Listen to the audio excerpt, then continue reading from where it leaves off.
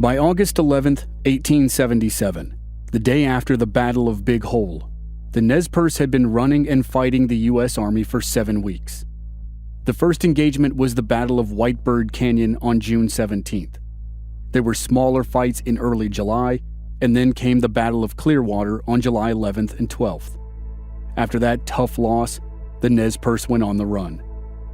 The 5 bands who would not submit to life on a reservation fled east, crossed the Bitterroot Mountains in the central part of the Rocky Mountain Range, and moved down into western Montana. About 2 weeks later, they were caught by Colonel John Gibbon's army in a high mountain valley. That valley borders modern-day Highway 43 outside the tiny town of Wisdom, Montana. The Battle of Big Hole could probably be considered a draw. Gibbon's force of fewer than 200 soldiers suffered pretty serious losses, and so did the Nez Percé. But neither side crushed the other, so the war continued. The Nez Percé had learned that their chances of living in peace in the land they called Buffalo Country were far worse than expected. They had hoped to find safety and help from their friends, the Flathead people, but that was the first sign of trouble. The Flathead Nation was afraid to be associated with the Nez Percé and told them to keep moving. Soon after, Gibbon's army had attacked. The Nez Percé had no idea they were being hunted by more soldiers. They thought they had left their problems with the army behind when they ran from their opponent in Idaho, General Oliver Howard. But now the Nez Percé learned about the interconnected nature of the American army and of America itself. General Howard was still following them, and he wouldn't stop until one of 2 things happened. He captured them, or they made it to a place that was beyond his reach. Despite the cold welcome by the Flathead people, the Nez Percé still held out hope that they could find sanctuary with their last remaining group of friends, the Crow Nation in south-central Montana. If that failed, there was only one more choice: make a run for the border between Canada and the United States.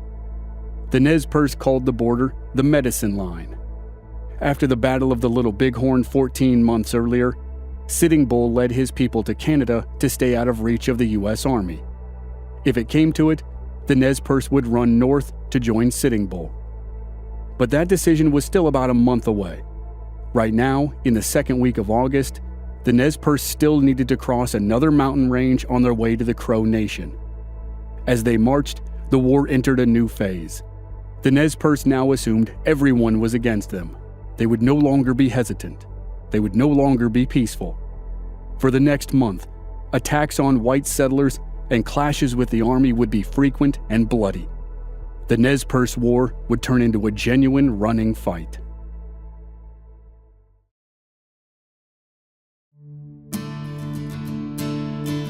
From Black Barrel Media, this is Legends of the Old West. I'm your host, Chris Wimmer, and this season we're telling the story of the Nez Percé people and their epic fight to remain free. This is the Nez Percé War, Episode 5, The Medicine Line.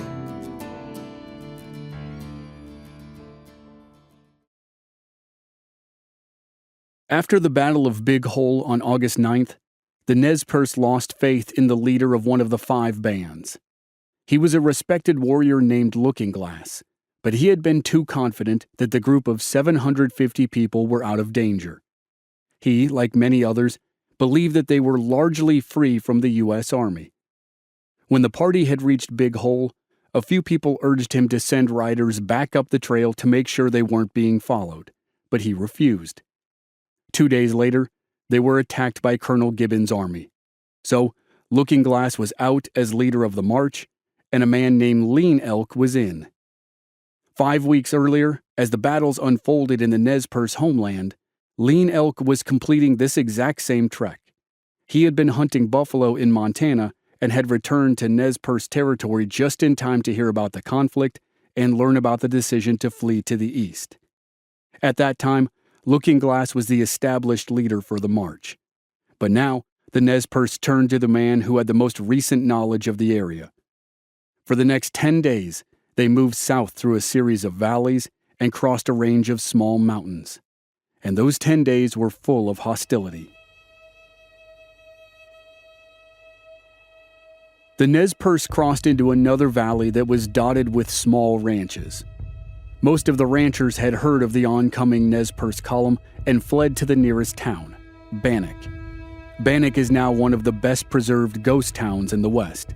But back in 1863 and 1864, as the 5 bands of Nez Percé were protesting the newest treaty from the U.S., Bannack was ground zero for vigilante violence in Montana. More than 20 men were shot or hanged by vigilantes, including the one who became the most infamous victim, Sheriff Henry Plummer.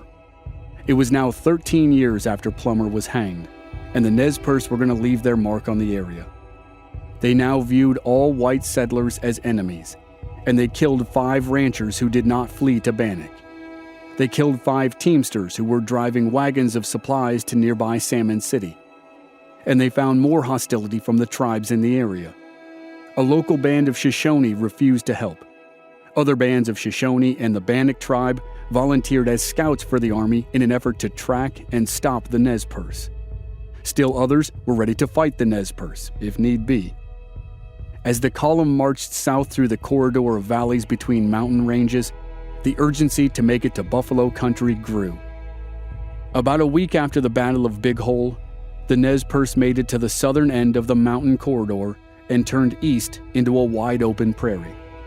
It was called Camas Meadows, named for the camas plants that grew in abundance and looked like flowers. Some of the prairie still exists, but much of it has been transformed into circular fields for local farmers. At Camas Meadows, the Nez Percé paused their march, but not because they thought they were out of danger. Before the Battle of Big Hole, a warrior had had a vision about soldiers who were chasing the column. In the vision, the column reached a meadow, and then a group of warriors doubled back on their trail and stole many horses from the soldiers. On August 19th, the Nez Percé looked at the meadow and decided they had a chance to make the vision come true. General Howard's force was hot on their trail and closing fast. This would be a good time to stop his progress. After sunset, a raiding party left the meadow and rode back toward Howard's men.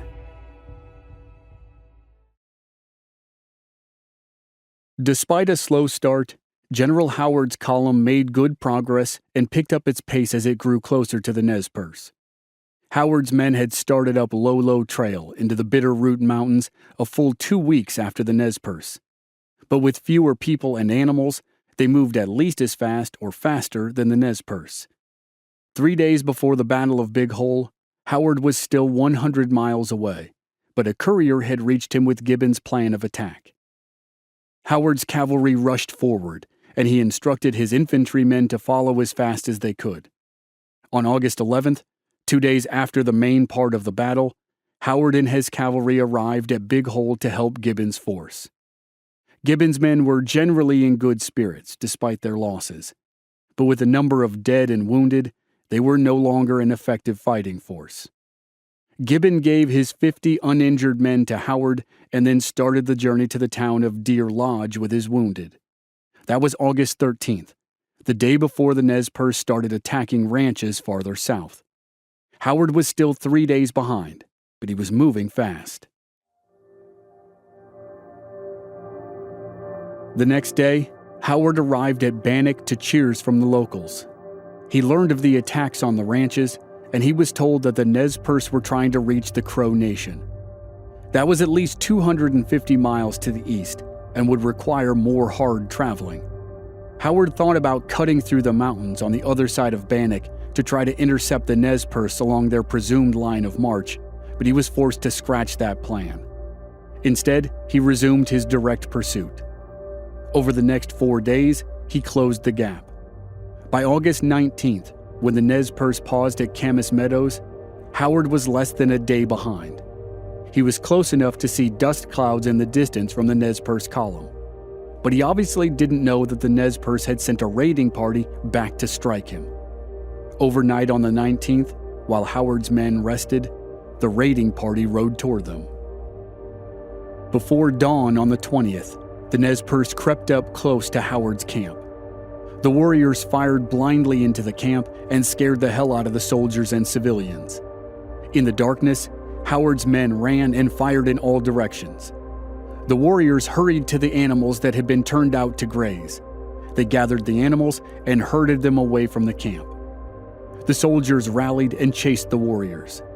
A group of Nez Percé hid behind a low ridge and started a long-range duel with the soldiers, while the rest of the warriors escaped with their prizes.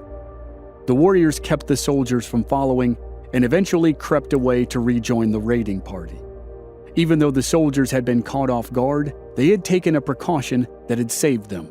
They had securely picketed their horses on the other side of the camp, and the Nez Percé were about to realize an embarrassing fact of the raid. As the darkness slowly diminished with the first light of dawn, the raiding party understood why it was frustrated as it tried to race away from the army camp. The animals they had stolen were moving much more slowly than expected, and that was because they had stolen the pack mules, not the horses. The running fight in Camas Meadows lasted most of the day, but the Nez Percé eventually broke contact and rode ahead to their camp.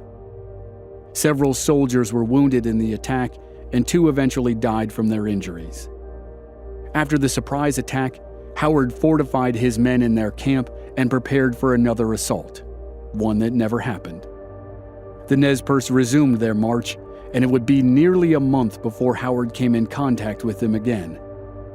After the raid, the Nez Percé headed east into America's first national park, Yellowstone. President Ulysses S. Grant established the park 5 years earlier, in 1872, though it's likely the Nez Percé knew nothing about it. And when they entered the park, they encountered something else they had never heard of: tourists. By 1877, there were already crude hotels for visitors.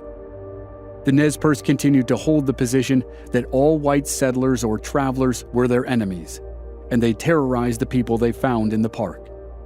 They kidnapped a group of tourists and held them for a short period before letting them go. They attacked a second group and killed a man. They attacked a German immigrant whose cabin doubled as a hotel near a popular place called Mammoth Hot Springs. They attacked a ranch and fought a small group of soldiers for 2 hours. They spent about 2 weeks traversing the park, and as they neared the other side, they needed to make another major decision.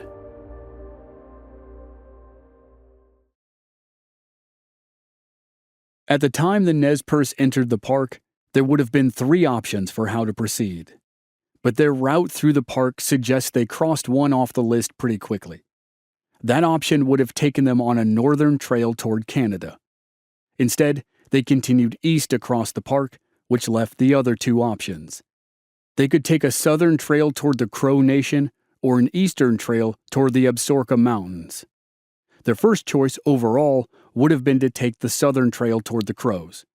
Joining their friends in southern Montana had been one of the earliest goals of the journey. But they recently exchanged messages with the Crows, and the Crows refused to help.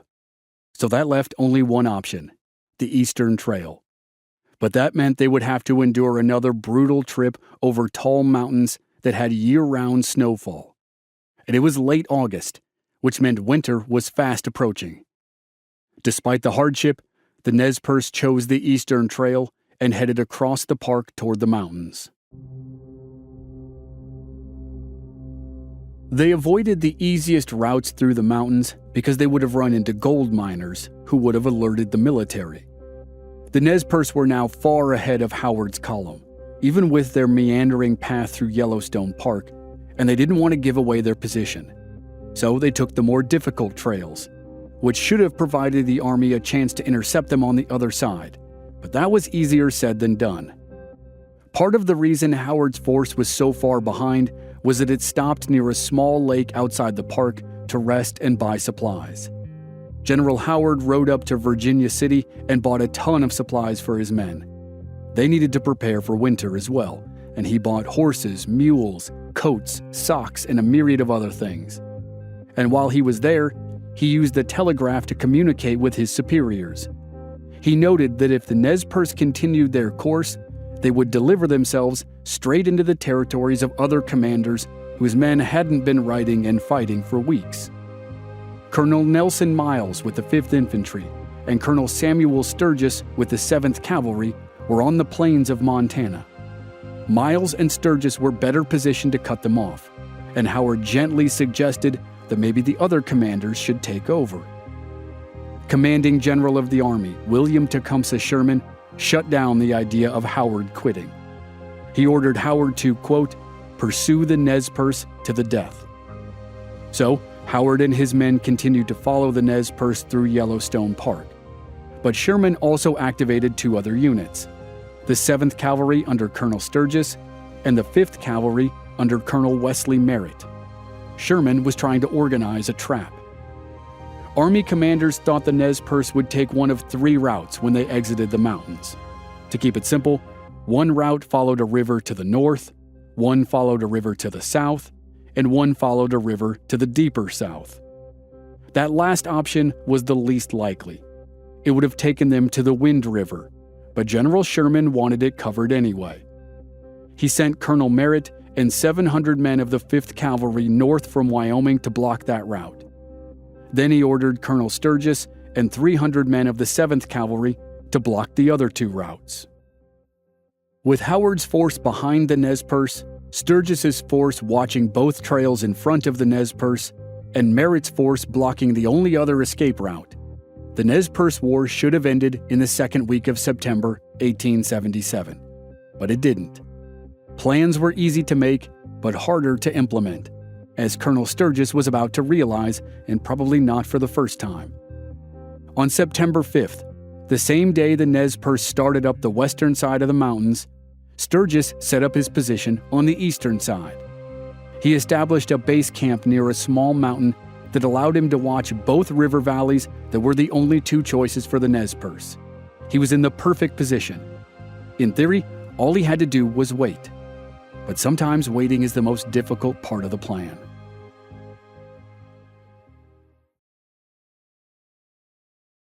The Nez Percé entered the mountains on September 5th, with General Howard following them a few days behind. But Colonel Sturgis, who was watching the exit from the mountains, didn't know what was going on. He didn't know where the Nez Percé were or how soon they might arrive at one of the 2 river valleys he was watching. Nor did Sturgis know General Howard's position or exact movements. Howard had tried to relay all of that information to Sturgis, but the relay failed. They were out there in the raw country with no access to the telegraph. The only way to communicate was through the old-fashioned use of couriers. Howard sent 2 couriers ahead to connect with Sturgis, but they were both caught by the Nez Percé. Warriors killed one immediately and left the other for dead. And warriors killed 5 miners who were in their path, miners who might have given away their location. The Nez Percé successfully stopped all communication from moving through the mountains. So Sturgis sat in the perfect position, watching the 2 most likely trails that the Nez Percé would use to exit the mountains, but he had no idea what was happening. Sturgis got anxious and sent patrols into both valleys to see if they could learn anything. The patrol that went to the northern valley came back and said the trail there was too rough. The Nez Percé would never go that way. The patrol that went to the southern valley found Howard's dead and dying couriers. The one who had been left for dead was still alive, but he could barely communicate. He seemed to indicate that the Nez Percé were moving toward the southern valley. To Sturgis, it sounded like the northern valley was not an option, and now he had a report that suggested the Nez Percé were moving toward the southern valley. He committed to the southern valley and moved his men down there to confront the Nez Percé. For most of 2 days, Sturgis and the 7th Cavalry, some of whom were veterans of the Battle of the Little Bighorn, waited for another battle with a Native American army. It had been 15 months since the regiment lost its flamboyant Lieutenant Colonel, George Armstrong Custer, and about 300 men in the summer of 1876. Now, the regiment was about 125 miles southwest of the Little Bighorn battlefield, and it was searching for its enemy. On the second day in the southern river valley, the soldiers started up the trail into the mountains and still couldn't see any sign of the Nez Percé. Then, finally, they found the tracks they were looking for. Except the tracks led to the northern valley, the one with the trail that was supposedly too difficult to use. And not only that, but General Howard's tracks led the same way. Sturgis and the 7th had missed everyone. The Nez Percé were now loose on the plains, though that was a temporary condition. They were still in front of Howard's army and had successfully avoided Sturgis's army. But those two things would only be true for another 3 days. By September 11th, 1877, the Nez Percé were out of the Absaroka Mountains, out on the plains of Montana, and running north. Their only hope for freedom was to make it to Canada and join Sitting Bull's village. They were now 50 miles ahead of the two American armies, but they faced a new obstacle. At that part of the Yellowstone River Valley, it was easy to move east and west along the river. But to go north, there was a problem. On the northern side of the river, for miles in both directions, there was a towering bank of rock. It rose 400 feet above the river and was impossible to climb with children and horses and supplies. There was only one way through the barrier, a narrow cut called Canyon Creek.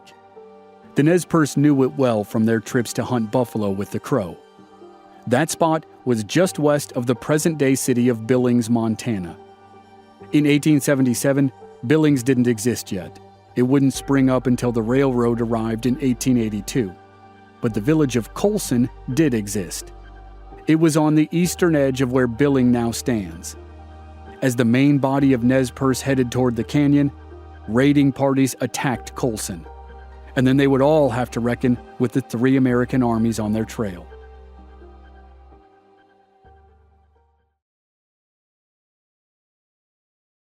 The raiding parties burned houses, haystacks, a stage station, and the saloon in Colson. Most people had fled, but 2 trappers stayed behind and fell victim to the warriors. When the destruction was complete, the raiding parties rode back to the canyon to rejoin the main column, and they inadvertently breathed new life into the faltering pursuit by the U.S. military. 2 days earlier, as the Nez Percé started their march toward Canyon Creek, 3 armies joined together in the chase of the Nez Percé. General Howard's column from Idaho finally connected with Colonel Sturgis's 7th Cavalry. Then Colonel Wesley Merritt and the 5th Cavalry arrived. They had been blocking an escape route along the Wind River and then pushed north when it was clear the Nez Percé were heading for Canada. Their combined strength was nearly 1,000 soldiers, but many were worn out and disenchanted.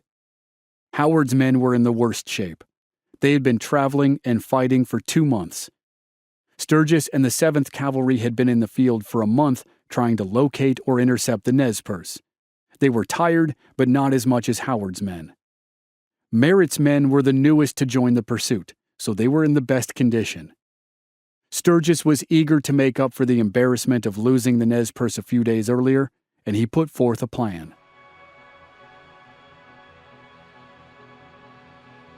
Sturgis wanted to press ahead in a series of forced marches. He took Howard's 50 freshest cavalrymen and 2 howitzers and Merritt's 5th Cavalry. From September 12th to the 13th, Sturgis led the combined force on a pounding 50-mile ride through cold, wet, windy weather. And they never saw the Nez Percé. By mid-morning on the 13th, as most of the Nez Percé were moving up Canyon Creek and the raiding parties were attacking Colson, Sturgis and his command were exhausted. Sturgis was ready to stop the chase.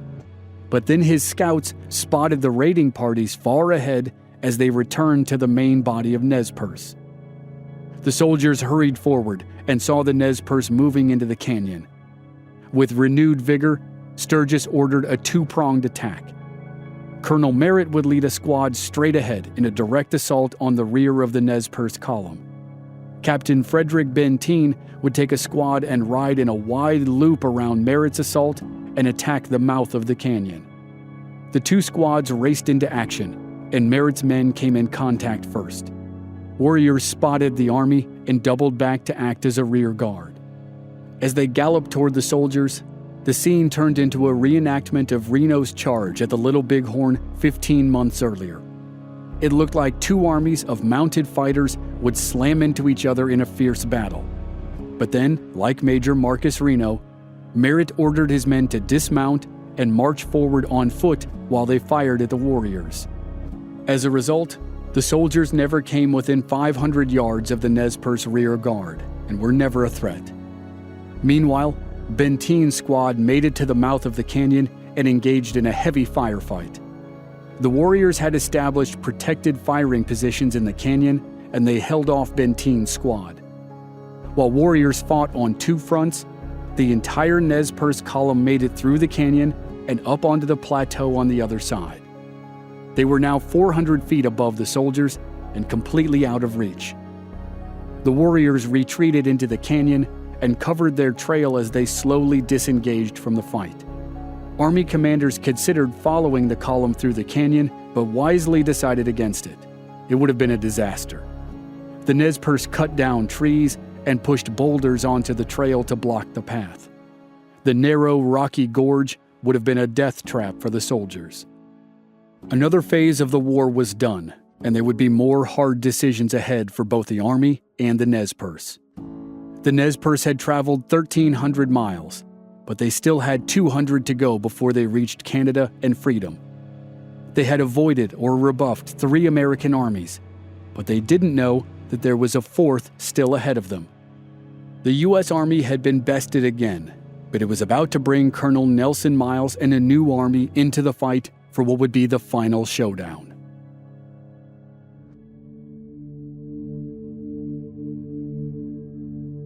Next time on Legends of the Old West, the Nez Percé are less than 200 miles from freedom. It's the last stage of the flight of the Nez Percé and the final battle of the Nez Percé War. That's next week on Legends of the Old West.